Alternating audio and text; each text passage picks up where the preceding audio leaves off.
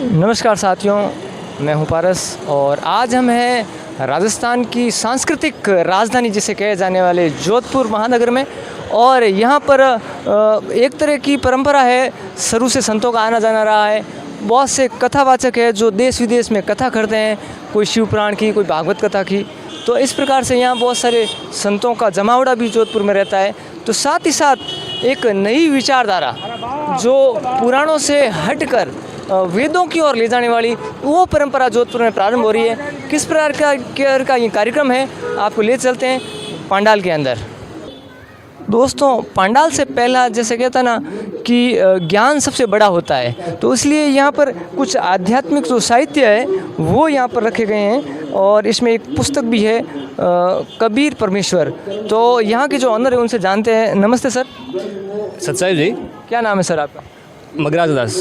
Sir ये बताइए कि ये कबीर परमेश्वर बुक है, हमने पहली बार सुना है कि कबीर परमेश्वर, तो ये किस वजह से और इसका क्या आधार है? सर, हम आज तक कहते हैं कि सबका मालिक एक है।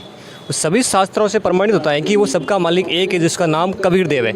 और ये हमारे ऋग्वेद, चारों वेद, ऋग्वेद में तो मंडल नंबर 9 ये प्रमाणित करता है कि उस परमात्मा का नाम कबीर देव ही है।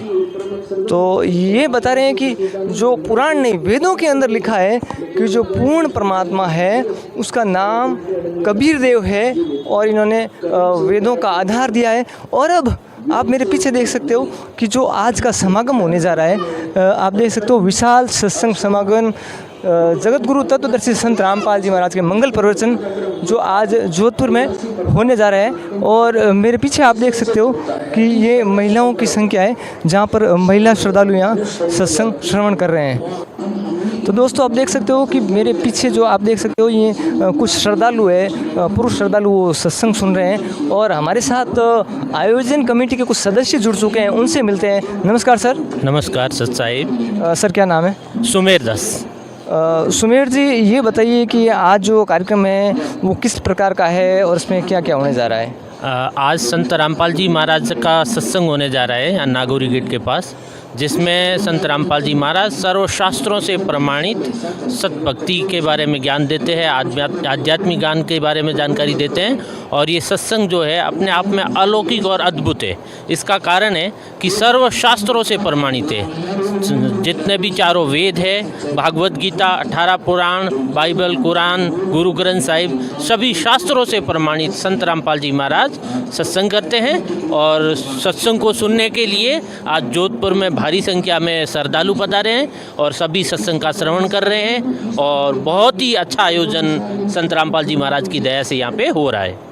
हमारे साथ आयोजन कमेटी के एक और सदस्य हैं, उनसे मुलाकात करते हैं। नमस्ते सर। नमस्ते।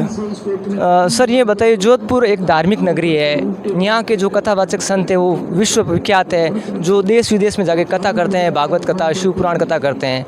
तो वो एक कथा कर रहे हैं, वो सत्संग कर रहे हैं, एक आपके यहाँ ये LED प्रोजेक्ट के माध्यम से सत्संग हो रहा है, तो उनमें क्या भिन्नता है? जोधपुर नगरी को नया क्या मिलेगा?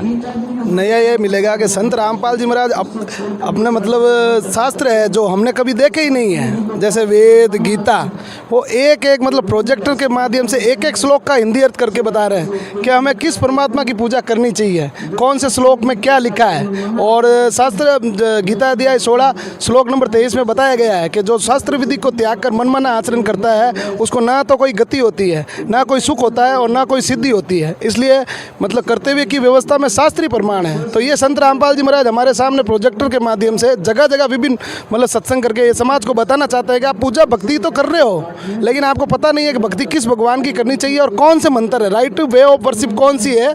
इसलिए ये भिन्नता, ये एक अद्वितीय सत्संग है जो आपको सुनने से ही पता चलेगा कि संत रामपाल जी महाराज समाज में पहली मतलब बुराइयाँ, मतलब संत रामपाल जी महाराज वो मंत्र दे रहे हैं जिनसे मतलब नशा दूर हो जाता है, विभिन्न प्रकार के विकार दूर हो जाते हैं और अंत में प्राणी मोक्ष को भी प्राप्त होता है। हमारे साथ एक और सदस्य हैं। सर नमस्ते। नमस्ते जी। सर ये बताइए कि जैसे इन्होंने वेद की बात कही है कि अन्य कथावाचक यहाँ कथाएं करते हैं अलग अलग, शिव पुराण, देवी भागवत पुराण, लेकिन ये वेद की बात है, तो वेद के अनुसार पूर्ण परमात्मा कौन है और उसे कैसे प्राप्त किया जा सकता है?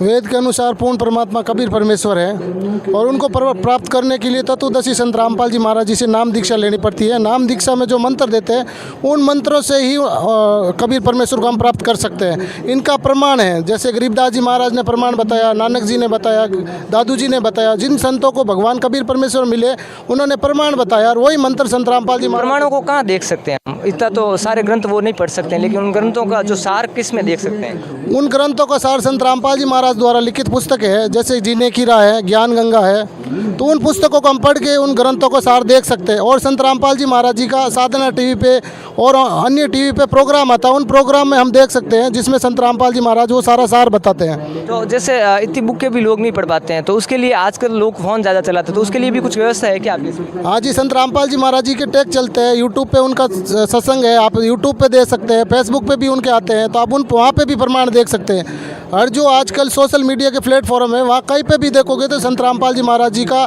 कबीर परमेश्वर है उसका प्रमाण मिल जाएगा आपको। तो ये थे आयोजन कमेटी कुछ सदस्य जिन्होंने बताया कि जो कथावाचक हैं वो कथा करते हैं शिवपुराण देवी भागवत पुराण की, लेकिन ये कथा जो पुराणों का ज्ञान तो है ही, उसके साथ साथ जो वेद में क्या है, पूर्ण परमात्मा कौन है, उसकी क्या जानकारी है, और उसको सहज भाव में आप फेसबुक यूट्यूब के माध्यम से भी देख सकते हो, ऐसा इनका मानना है। उनकी बुक आती है ज्ञान गंगा जीने की राह, उससे पढ़कर आप अनमोल ज्ञान ले सकते हो। आप हमसे जुड़े, बहुत बहुत आभार, आपका धन्यवाद।